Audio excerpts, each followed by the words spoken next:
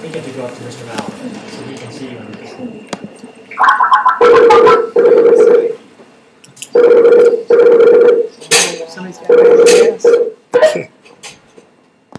Hello?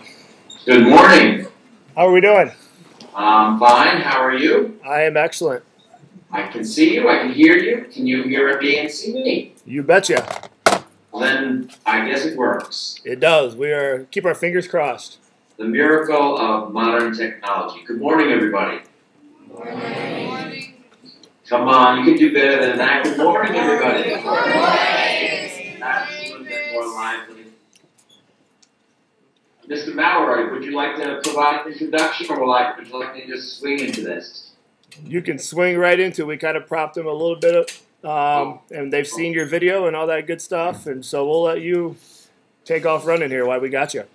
Okay, let me just ask a couple of quick questions. I am in Bettendorf, Iowa. Is that correct?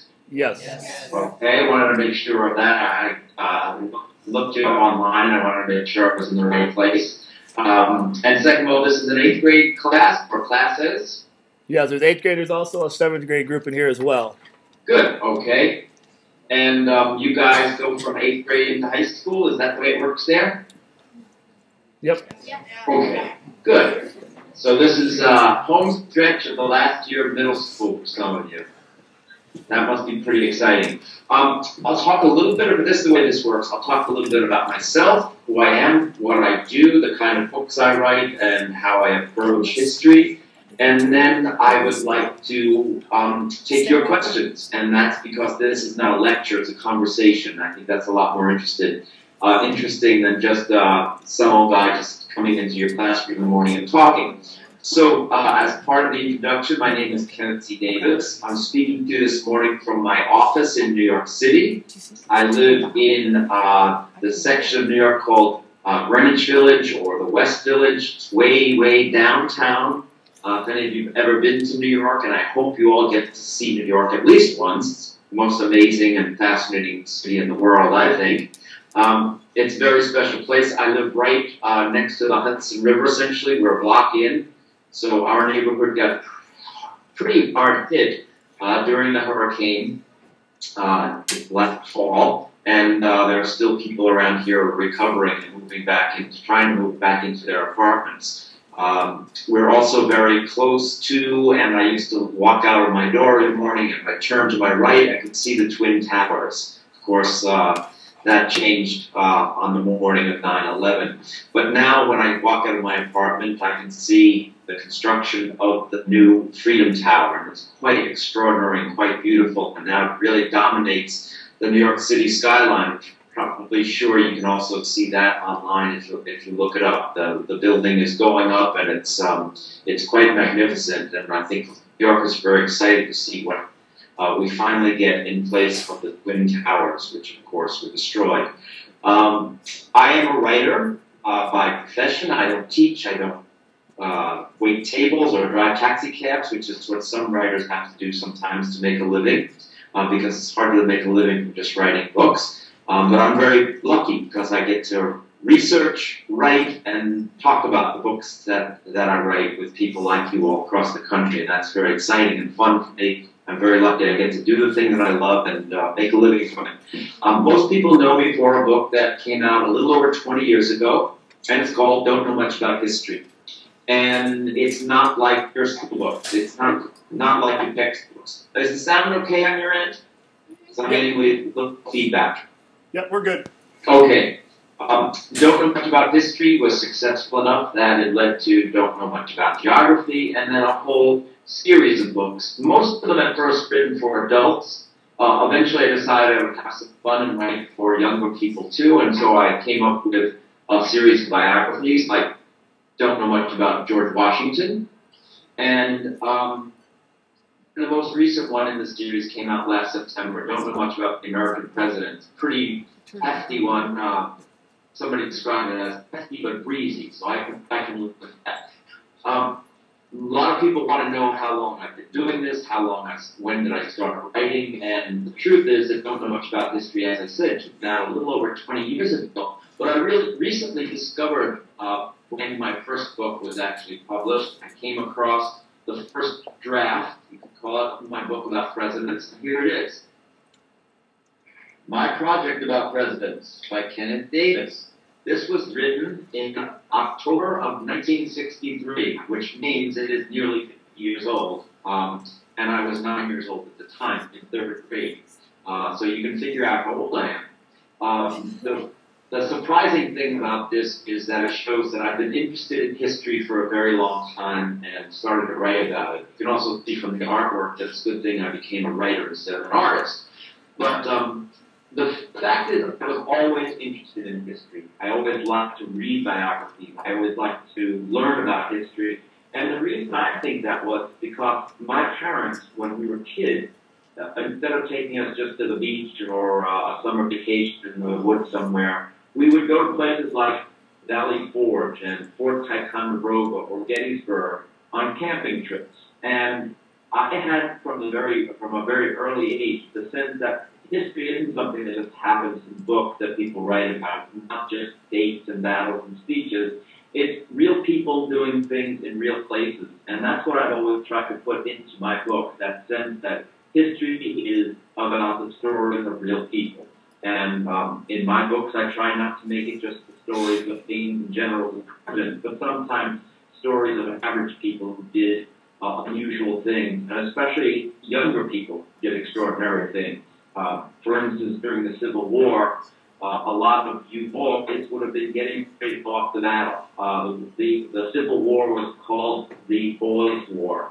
That's because hundreds of thousands of very young men, young boys, even 12, 13, 14-year-olds, were able to enlist in the army. Sometimes they served as drummer boys or buglers, but very often they were right in the thick of battle.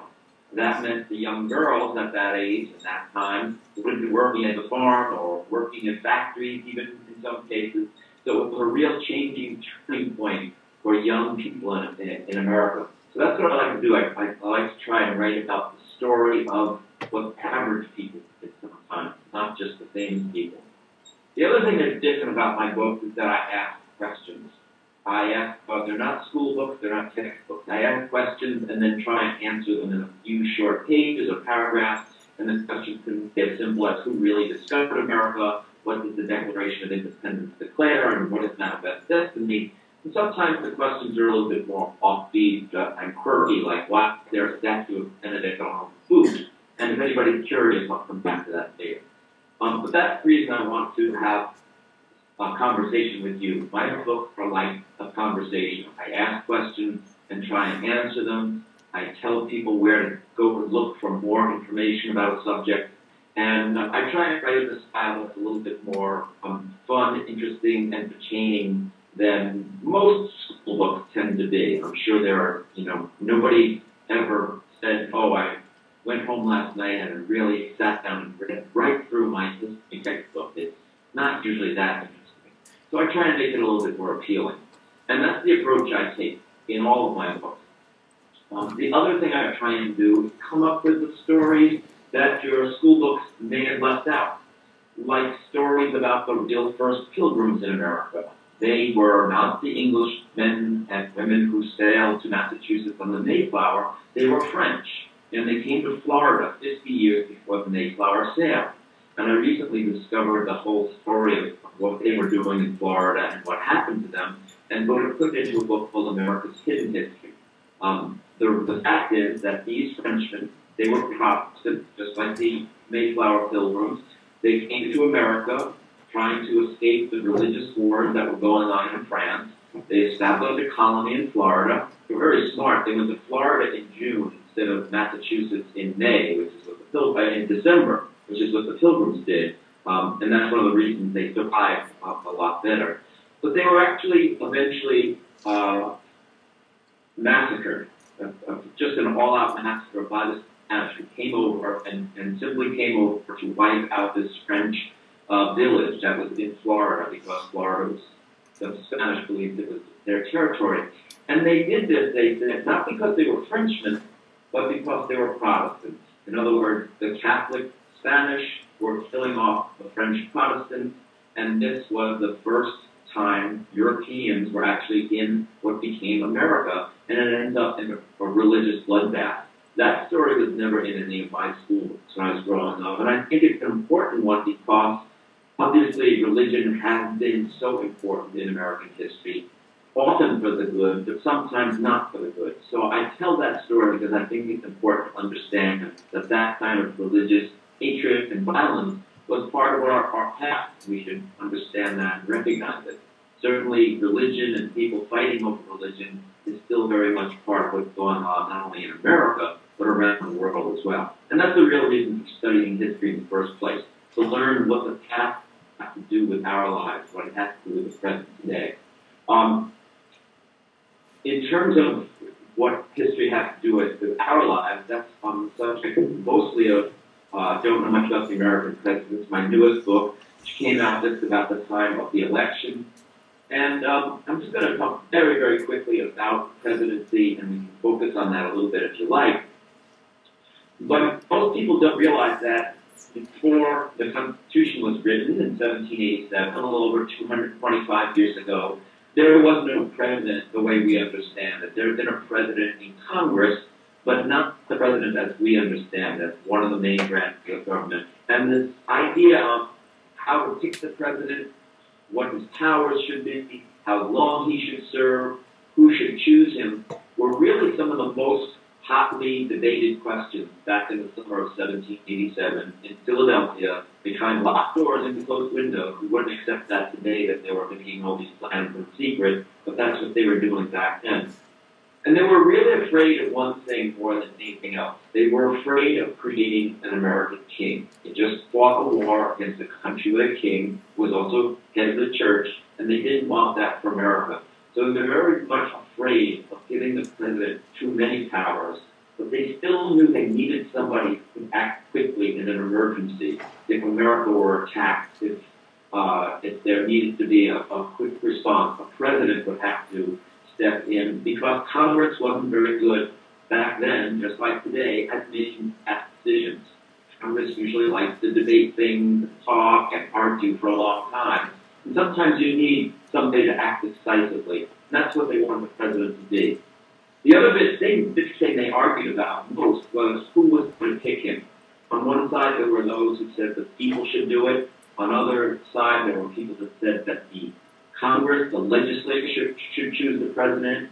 And neither side finally ended up winning that one. And they came up with a compromise that we call the Electoral College, the electors. They did not think that most people were educated enough or informed enough to make such an important decision as choosing the president. So that's why they came up with the idea of electors. Part of that compromise, and this is the last point, was very important.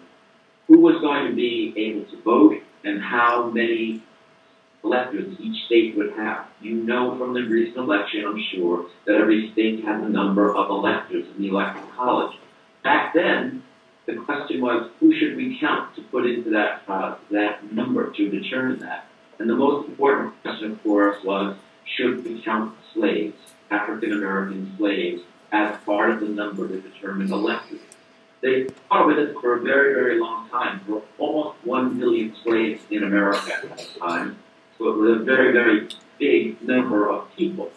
And they came up with a compromise that was called the 3-6 compromise. They were going to count slaves for the purpose of determining how many seats a state had in Congress and how many electors it had by including the slaves, the number of slaves. What did that mean in a practical sense? Well, it meant that Virginia, which had a smaller population than Massachusetts or Pennsylvania, a smaller free white population, actually had more electors in Congress and in the Electoral College than Pennsylvania or Massachusetts. What did that mean? Well, 4 of our first 5 presidents were from Virginia and were slaveholders. 5 of the first 7 presidents were slaveholders.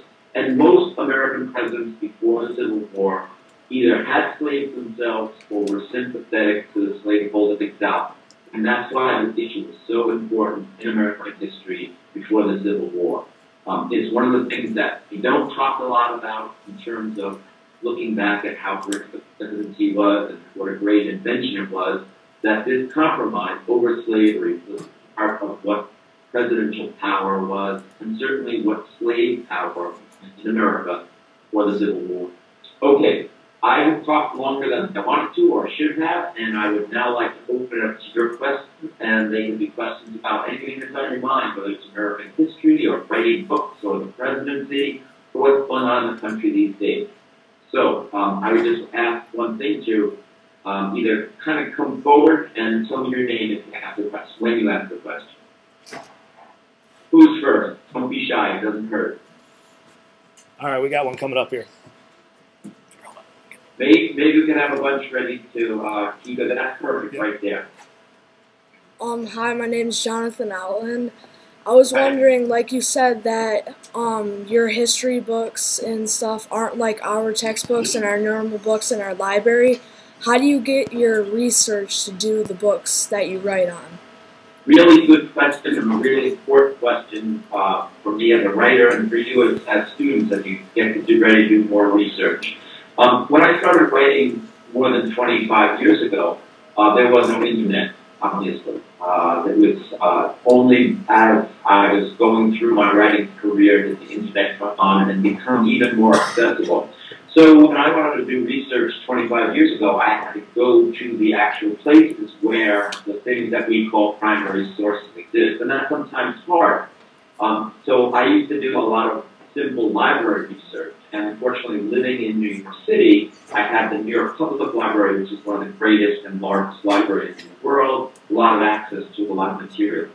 But here's the most important thing before I tell a little bit more about where I get my research now.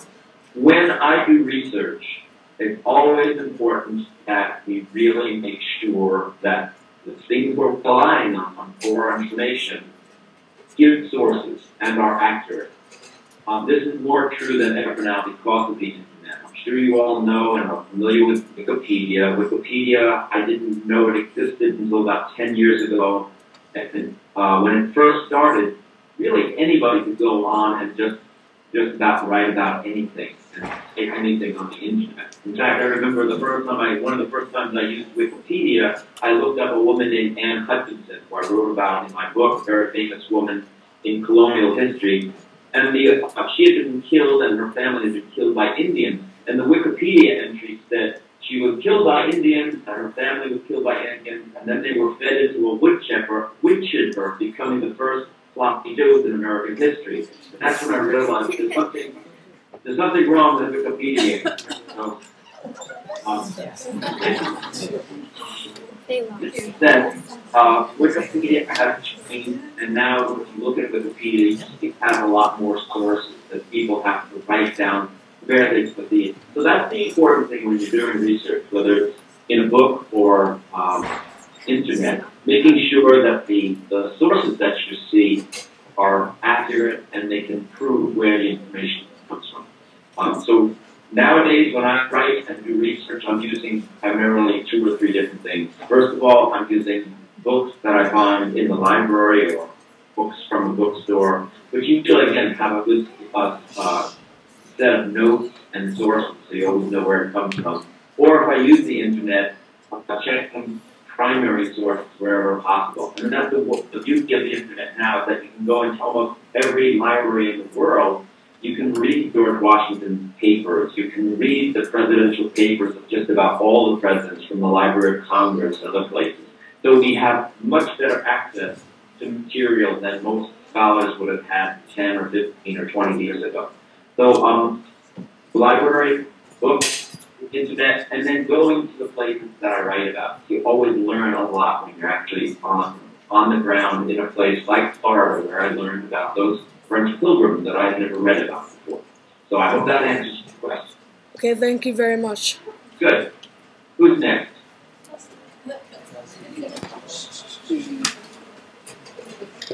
Hi, I'm Kelsey. I was wondering, what are you grading President Obama now?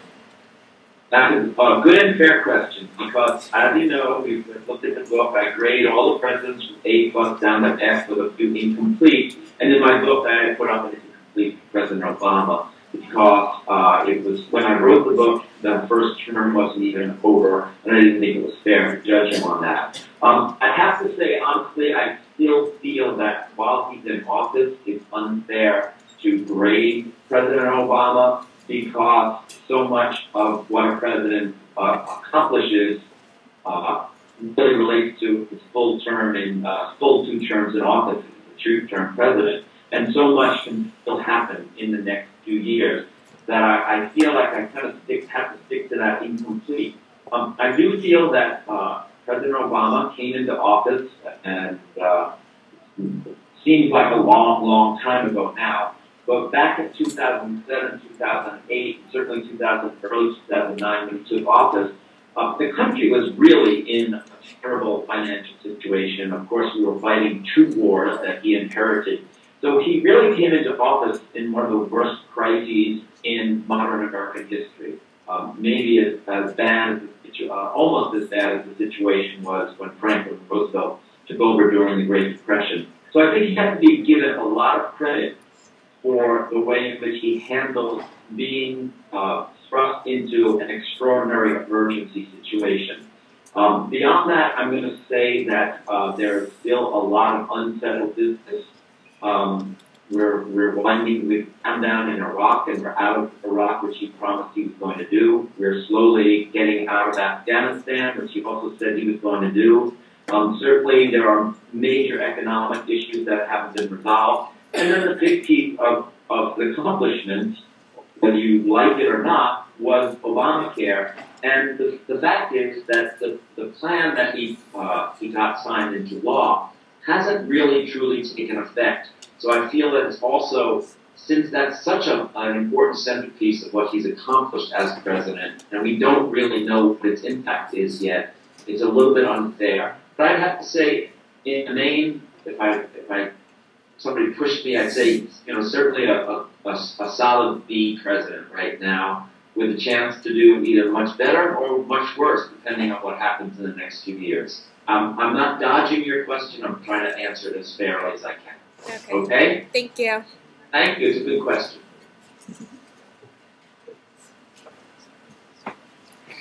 Hi, my name's Ben. Hi, Ben. I wanted to ask you, what is your most favorite book you've wrote, or what is your most favorite topic to research? I always answer this question because I get asked a lot of times. Like, I have 2 children that are grown up now, and I would never answer, which is my favorite child. So I feel that way about my books in a sense, that I love all of my books just the way I love both of my children. But the truth is that I've always loved American history first, and that was the first book in this series. And a lot of the other books that have followed since then all fall into the category of American history. So that's really my first love. Like, for instance, I wrote something much about mythology a few years ago. Largely because it's a subject I really liked when I was pretty much your age. So I've always tried to write about things that I really enjoy. I hope that's not an alarm or anything. No, it's fine. I didn't think you didn't look like you're all getting up to run out of the room. So no. That's a rule. There'll be 2 more. Well, American history is really my first love, and a lot of the books that I've written since Don't Know Much About History have been related to American history. I wrote a book about just the Civil War, and of course the new book is just about the American presidents. I have also written books about mythology, and the Bible, and geography, and I always try and link all these things together, and as I said, they're all subjects I like a great deal, but when it comes down to it, I'm really fascinated most by American history. Okay? All right. What's your favorite subject? Well, I do like reading a lot of books about mythology. I like learning about people's different religions, like especially the Greek and Roman mythology. That's certainly where I got started. One of my real favorites when I was in elementary school and later what we call junior high school was reading the Norse mythology, reading about Thor and Odin. And that's one of the reasons I've always been interested in mythology and one of the reasons I wrote about it. So, glad to hear that you're interested in it too. Thank you. All right, thank you. Who's next? Sorry. I'm supposed to ask which is your favorite president? You're supposed to? I'm asking.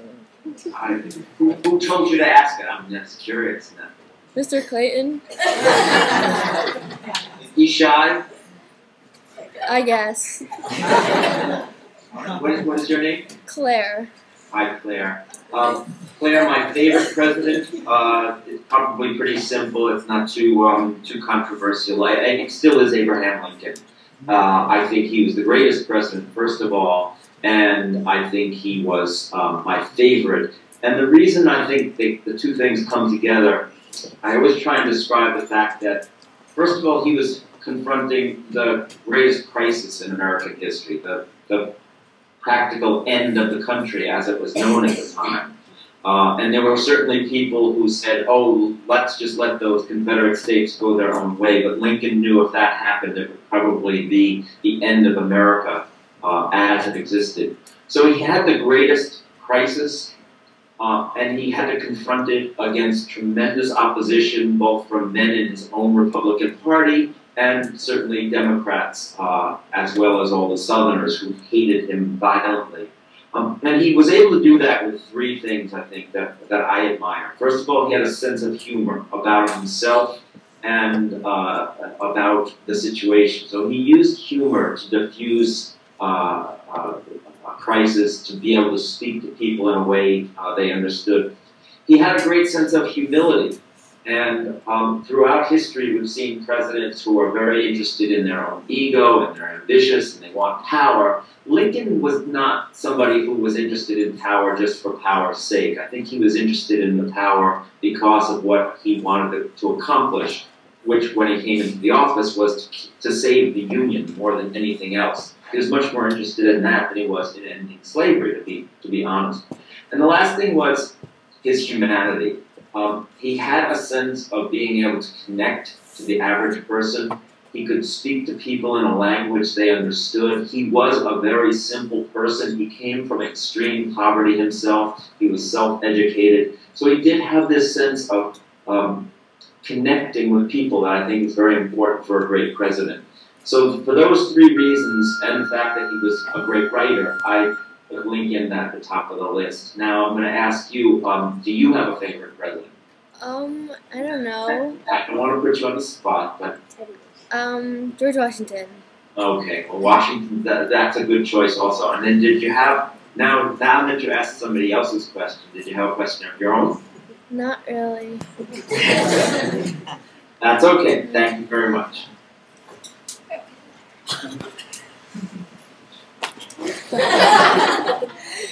Hi, I'm Sydney. Hi, I really like to know what's so funny in between when everybody sits down. I almost tripped, but... Oh, okay. Well, look, Jennifer Lawrence tripped on her way to get the Oscar a few weeks ago.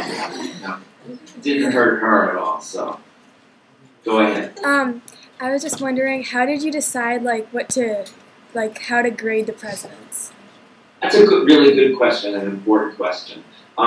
Basically, I was looking at a couple of things. First of all, how have they been graded throughout history by lots of historians? And there are surveys of the presidents by historians that go back from about 50 years. And it's really interesting when you look at how presidents have been looked at over time, that the rankings pretty much stay the same. They switch a little bit over time, but not a great deal. Washington, Lincoln, Franklin, Roosevelt have always been sort of the top three presidents as long as people have been giving these grades. So that was one thing. What do other historians think? The second thing was I was trying to look at what kind of situation they came into. In other words, Lincoln, as I mentioned, had the worst crisis in America in history. Franklin D. Roosevelt had the next great crisis. He was confronted by the Great Depression when he came into office, and later on by the rise of the Nazis in Germany and then World War II. So you have to sort of say, well, how did a person respond to the situation he was put in as president? And that's one of the reasons I give Roosevelt, like Lincoln, a very high grade because of the way they responded to the crisis. The last thing is also that I took into account was not just what kind of laws they passed or how the country was doing during the time that they were in office, but what did they do to the presidency itself? Did they make it more important? Did they make it more significant than it had been before. It's interesting to us, we think that the president is so important, but in the late 19th century, the president was kind of a second-class power broker to the Congress, which had much more power at that time. So I looked at which of the presidents really made the presidency the office that we think of it today. And so, for instance, somebody like Theodore Roosevelt really became the first modern president, really elevated the office into what we think of it as today, put it in the spotlight, not only in America, but around the world. So that's why I rank Theodore Roosevelt very high, as well as Franklin D. Roosevelt. They are related, they were distant cousins. So that's my overall reasons for giving the grades that I did. And I also tried to be as fair as possible. This is not just looking at it from my opinion, but to try and balance all these things out. So for instance, a president like Richard Nixon, who was the president when I was a teenager, and certainly was president when I had to worry about going to war in Vietnam when there was still a draft, he was not my favorite president, and of course he's the first president to resign in disgrace, and many people would think, well, he was a failure, he deserves an F because of that. But I don't give him an F, I actually gave him a D, because you have to balance off all of the things that went wrong with the fact that he opened America up and opened China up, and he was probably the only politician of his day who could have done that. And of course, that's had an extraordinary an impact on not only America, but our relationships with China ever since. So for that, I think he has to be given some credit, and that's why I tried to balance off what otherwise should have been a failed presidency. Okay? Thank you. I think I have time for maybe one more or two more quick ones. Hi, I'm Michaela. Good morning. Morning. Okay, so what's the funniest presidential story in your book? That's a good question. Immediately what strikes me is most people have heard this, and actually I wrote a book for children a bunch of years ago about the presidents, but the fact that William Howard Taft got stuck in the White House bathtub is a pretty funny story. He was a large man. He was still our heaviest president, and he did indeed get stuck in the bathtub. It's an image that we don't want to think about. The one that it comes close to that, and it's the same thing. It's naked presidents in water. John Quincy Adams used to go skinny dipping every morning in the Potomac River. And, one day he was out skinny dipping, as he did every morning early in the day. He would get his exercise that way, and some boys stole his clothes. So he actually had to call somebody to run back to the White House to bring him some clothes or some towels. So those two are kind of come to mind pretty quickly. I think that I talked about President Lincoln having a sense of humor. I think the other president who had a great sense of humor recently and was very good at telling a story was Ronald Reagan, and it was certainly part of his appeal as well. And in fact, the other day there was the anniversary of the day that Ronald Reagan was shot during a near assassination, and I was reminded that he was in the hospital emergency room, and they brought his wife in to see him. He was conscious, and he said, "Honey, I forgot to duck." And I thought that was a pretty good line at the moment. It kind of symbolized how Ronald Reagan could improvise at any moment. So those are two or three quick ones off the top of my head. That's a good question. Thank you. Thank you. One more.